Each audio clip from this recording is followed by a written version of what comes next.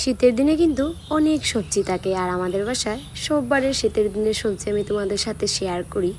আর গরমের দিনে যাই হয় তাকে শেয়ার না করে থাকা যায়? ওই আর কি, আমাদের খাওয়ার বুঝটা হয়ে যায়। ঝিঙ্গে ধরেছে, তারপর শসা ধরেছে, দুই একটা কাঁকরোলও ধরেছে। দুই একটা বললে ভুল, কাঁকরোলটা অনেকেই ধরে আমাদের কাছে।